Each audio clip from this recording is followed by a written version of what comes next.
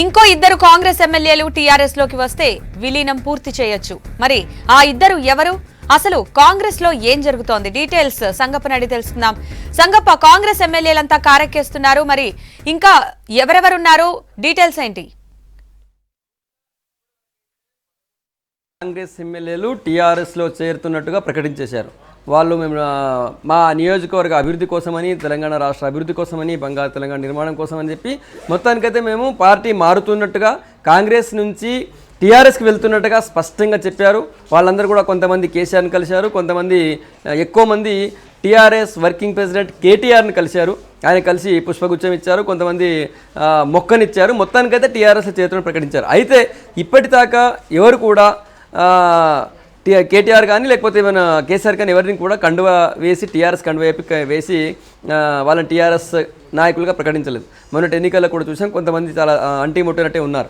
అయితే ఇదంతా పూర్తిగా గతంలో పోయినసారి అంటే మొదటిసారి తెలంగాణ వచ్చిన తర్వాత తెలంగాణ అభివృద్ధి కోసం, బంగారు తెలంగాణ నిర్మాణం కోసం అందరూ రాజకీయ పార్టీలన్నీ రాజకీయాలు వదిలేసి రాజకీయ పునరేకీకరణ జరగాలని చెప్పి కేసీఆర్ పదే చెప్పారు. కాబట్టి ఇలా బహిరంగంగానే తెలంగాణ భవన్లో కండువ వేసి, తర్వాత ప్రగతి భవన్లో కండువ వేసి తీసుకున్నారు. ఈసారి అలా చేయకుండా చాలా వ్యూహాత్మకంగా టీఆర్ఎస్ అడుగులేసినట్టు కనిపిస్తుంది. ఒకటి, ఎవరు పార్టీలో మారుతున్నట్టుగా టీఆర్ఎస్లో చేరుతున్నట్టు ప్రకటించినప్పటికీ ఎవరు కూడా టీఆర్ఎస్ కండువ వేసుకోలేదు, తెలంగాణ భవన్ మీటింగ్ కూడా రాలేదు. కానీ వీళ్ళందరూ కూడా సరిగ్గా కాంగ్రెస్ ఎల్పీ చీలిపోయి మెజారిటీ వర్గం అంటే 2/3 వర్గం ఎటైనా పోయేటువంటి అవకాశాన్ని పొందిన తర్వాత వాళ్ళందరూ కూడా టీఆర్ఎస్ కండువా కప్పుకుంటారన్నట్టుగా తెలుస్తుంది. ఇప్పటి వరకైతే 11 మంది, మొన్నటి వరకు 10 మంది ఎమ్మెల్యేలు ఆల్రెడీ టీఆర్ఎస్లో చేరుతున్నట్టు ప్రకటించారు. తాజాగా నిన్న భూపాలపల్లి ఎమ్మెల్యే గండ్ర వెంకటరమణారెడ్డి కూడా నేను టీఆర్ఎస్లో చేరుతున్నట్టుగా ప్రకటించారు. అవసరమైతే అందరిలాగానే నేను కూడా నియోజకవర్గం అభివృద్ధి అని చెప్పారు, లేకపోతే జిల్లా అభివృద్ధి అని చెప్పారు, అదే విషయం చెప్పారు. అయితే ఎప్పుడ 11 మంది అయినారు. ఇంకొక ఇద్దరు అయితే అంటే 19 మంది ఉన్నారు. 19 మందిలో 2/3 తీసుకుంటే 13 మంది, 2/3 కంటే ఎక్కువ మెజార్టీ. సో 13 మంది ఎమ్మెల్యేలు కాంగ్రెస్ పార్టీ నుంచి బయటకు వచ్చేస్తే ఏదైతే గ్రూప్ 13 మంది ఎమ్మెల్యేల గ్రూప్ ఉంటుందో అదే మెజార్టీ గ్రూప్ అవుతుంది. సో వాళ్ళు స్వయంగా కాంగ్రెస్ నుంచి చీలిపోయిన వర్గంగా, కాంగ్రెస్ చీలిక వర్గంగా, సిఎల్పి చీలిక వర్గంగా చెప్పుకునేటువంటి అవకాశం ఉంటుంది. మనకు రాజ్యాంగంలో ఆ రూల్ కూడా ఉంది. సో 2/3 మెజార్టీ ఉన్నటువంటి ఏ ఎల్పీ అయినా సరే, ఏ లెజిస్లేటివ్ పార్టీ గ్రూప్ అయినా సరే వాళ్ళు సొంతంగా ఎల్పీ గ్రూప్గా ప్రకటించే అవకాశం ఉంటుంది, వాళ్ళు ప్రకటించుకునే అవకాశం ఉంటుంది. లేదా ఈ గ్రూప్, ఈ 2/3 ఎమ్మెల్యేల గ్రూప్ వేరే ఏదైనా ఎల్పీకి సపోర్ట్ చేసే అవకాశం ఉంటుంది. సో వాళ్ళందరూ కూడా ఇప్పుడు టీఆర్ఎస్ ఎల్పీకి సపోర్ట్ చేస్తారు. అప్పుడు పార్టీ ఫిరాయింపుల చట్టం వీళ్ళ మీద 80% వర్తించదని అని చెప్పి అంటున్నారు. అందులో ఆ టైం కోసమే టీఆర్ఎస్ వెయిట్ చేస్తున్నట్టు తెలుస్తుంది. ఇప్పటివరకు 11 అయిపోయినారు, ఇంకా ఇద్దరు కావాలి. ఆ ఇద్దరి ప్లేస్లో ఇంకా 3 పేర్లు వినిపిస్తున్నాయి. 3 ఎమ్మెల్యేలు రావడానికి రెడీగా ఉన్నారని చెప్తున్నారు. ఒకరు ఉమ్మడి మెదక్ జిల్లా నుంచి అంతకుముందు కాంగ్రెస్లో చాలా కీలక నాయకుడుగా, టీఆర్ఎస్కు చాలా బలమైన రాజకీయ ప్రత్యర్థిగా ఉన్నటువంటి నాయకుడు ఒకరున్నారు ఎమ్మెల్యే. తర్వాత ఖమ్మం జిల్లా, ఉమ్మడి ఖమ్మం జిల్లాలో ఒక గిరిజన ఎమ్మెల్యే ఉన్నారని చెప్తున్నారు. తర్వాత రంగారెడ్డి జిల్లాలో, ఉమ్మడి రంగారెడ్డి జిల్లాలో ఒక టీఆర్ఎస్లో ఉన్నటువంటి ఒక బలమైన నాయకుడిని ఓడించి గెలిచినటువంటి ఒక యువ ఎమ్మెల్యే ఉన్నారంటున్నారు కాంగ్రెస్ నుంచి. సో ఈ 3 ఎమ్మెల్యేలు కూడా ఇంకా టీఆర్ఎస్ కోసం లైన్లో ఉన్నారు. సో వీళ్ళకి టీఆర్ఎస్ కావాల్సింది ఇంకా 2. అయితే వస్తే 3 కూడా చేర్చుకుంటారు, వాళ్ళకి అదే ఇబ్బంది కాకపోవచ్చు. సో ఈ ఇంకా 2 ఎమ్మెల్యేలు ఎప్పుడు చేరుతారు అనేది చూడాల్సింది. ఒకవేళ ఇంకా 2 ఎమ్మెల్యేలు చేరిన మరుక్షణం, చేరుతామని ప్రకటించిన మరుక్షణం కాంగ్రెస్ ఎల్పీ చీలిపోతున్నట్టుగా వాళ్ళందరూ స్పీకర్కి లెటర్ ఇస్తారు. మమ్మల్ని సపరేట్ గ్రూప్గా గుర్తించండి, సపరేట్ ఎమ్మెల్యేల గ్రూప్గా లేదా లెజిస్లేటివ్ పార్టీ గ్రూప్గా గుర్తించాలని చెప్పి వాళ్ళు కోరుతారు. దాన్ని స్పీకర్ ఓకే సార్ వెంటనే ఆమోదిస్తారు.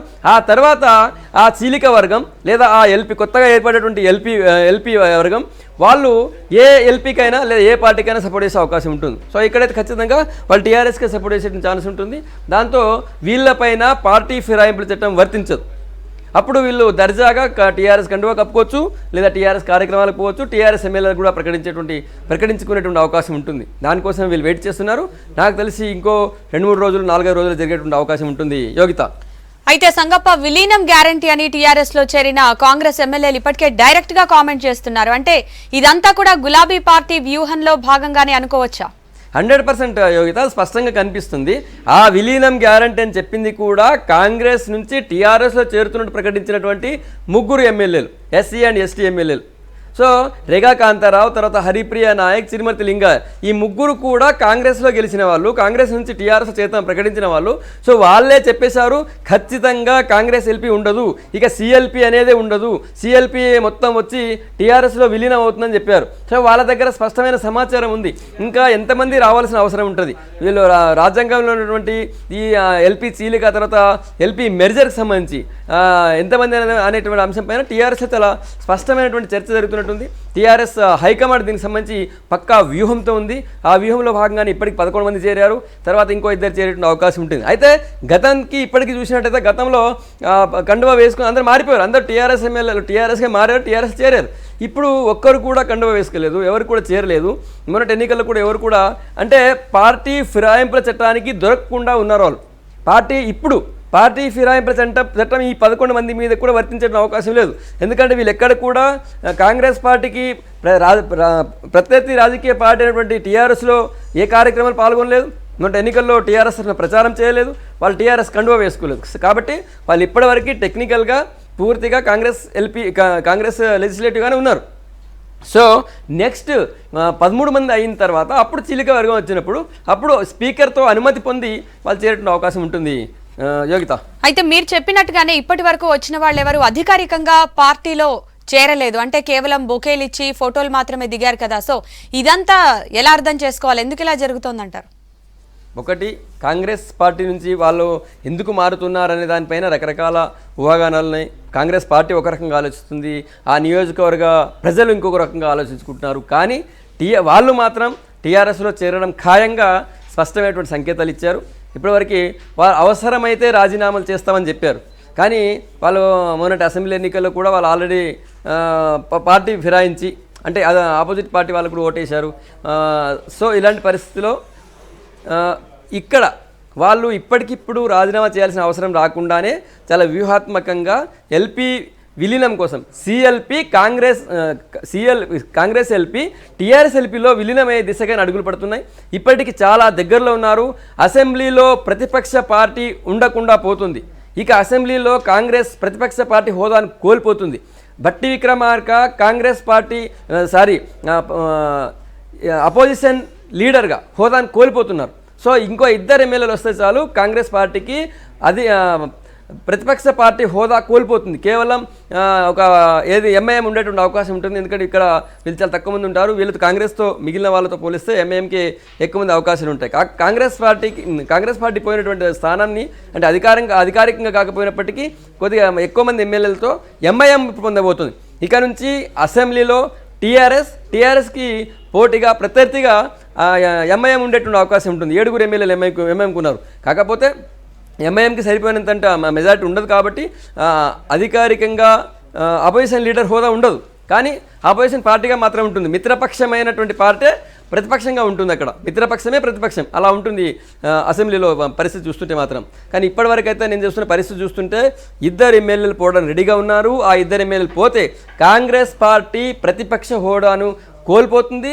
రాష్ట్ర అసెంబ్లీలో ప్రతిపక్షం ఖతమవుతుందని స్పష్టంగా కనిపిస్తుంది. యోగిత, అయితే అందరూ దాదాపు ఒకటే ఫార్మాట్ లో లెటర్స్ రిలీజ్ చేశారు కదా, అవసరమైతే రాజీనామాలు కూడా చేస్తామన్నారు. సో ఆ పరిస్థితి ఉందా, కనిపిస్తోందా?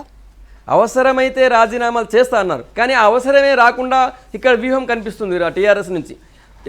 అవసరమైతే రాజీనామా చేస్తా అన్నారు. అది ఎప్పుడు వీళ్ళు రాజీనామా చేయాల్సిన పరిస్థితి వస్తే ఇప్పుడు మొత్తం ఎక్కువ మంది ఎమ్మెల్యేలు వస్తారు. అది 1, 2, 3 ఎమ్మెల్యేలు అయితే ఎలాంటి పరిస్థితి ఉండదు. ఇప్పుడు పూర్తిగా 13 మంది ఎమ్మెల్యేలు మారేటువంటి పరిస్థితి కనిపిస్తుంది. కాబట్టి 13 మంది ఎమ్మెల్యేలు పార్టీ మారడానికి సిద్ధమైనప్పుడు ఆ ఎల్పీ నుంచి చీలిక వర్గం వచ్చినప్పుడు వీళ్ళు ఎవరు రాజీనామా చేయాల్సిన అవసరం లేదు. వాళ్ళు స్పష్టంగా తమకు తాముగా ఒక ఎల్పీ గ్రూప్గా ప్రకటించుకునేటువంటి అవకాశం ఉంటుంది 2/3 కాబట్టి. సో వాళ్ళు సొంతంగా ఒక ఎల్పీ గ్రూప్గా ప్రకటించుకున్న వాళ్ళు ఇండిపెండెంట్గానే ఉండొచ్చు, స్వతంత్రంగానే వాళ్ళకు సపరేట్ ఎల్పీ గ్రూప్గా ఉండొచ్చు.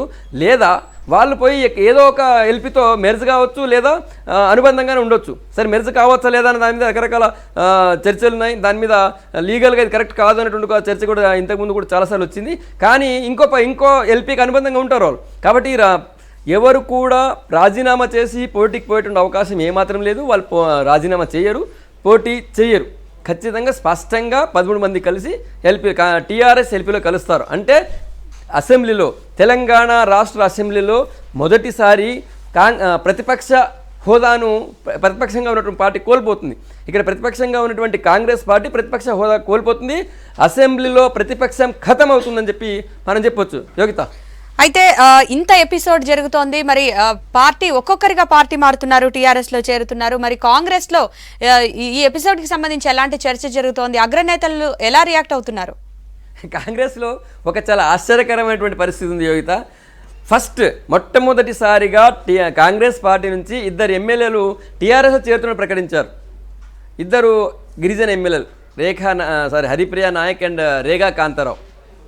అప్పుడు కాంగ్రెస్ ఎమ్మెల్యేలుగా ఉన్న వాళ్ళందరూ కూడా అప్పటి వరకు 19 మందిలో 2 పోతే 17 మంది ఉన్నారు.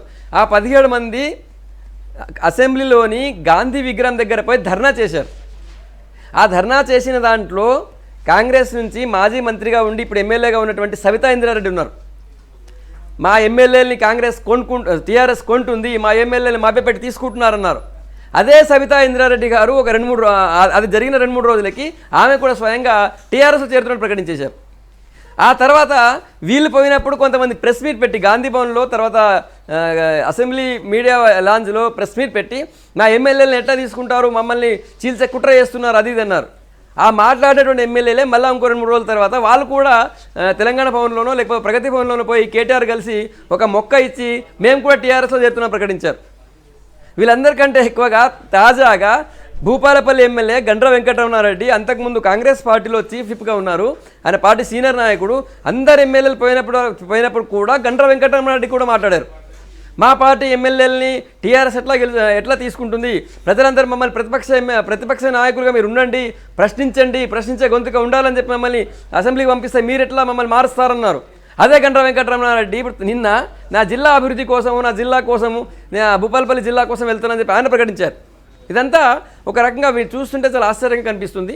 రెండోది, కాంగ్రెస్ పార్టీ ఎమ్మెల్యే మారుతుండడం వార్త వచ్చిన మరుక్షణం ఆ పార్టీ నుంచి బట్టి విక్రమార్క కానీ లేదా ఉత్తమ్ కుమార్ రెడ్డి కానీ పోయి ఆ ఎమ్మెల్యేలను ఓదార్చడం, వాళ్ళని పోకుండా ఆపడానికి ప్రయత్నం చేయడం చేస్తుంటారు. కానీ అది జరిగిన మరుక్షణం నెక్స్ట్ డేనే వాళ్ళు ప్రగతి భవన్లో పోయి మొక్కనో గులాబీ బొక్కనో ఇస్తారు.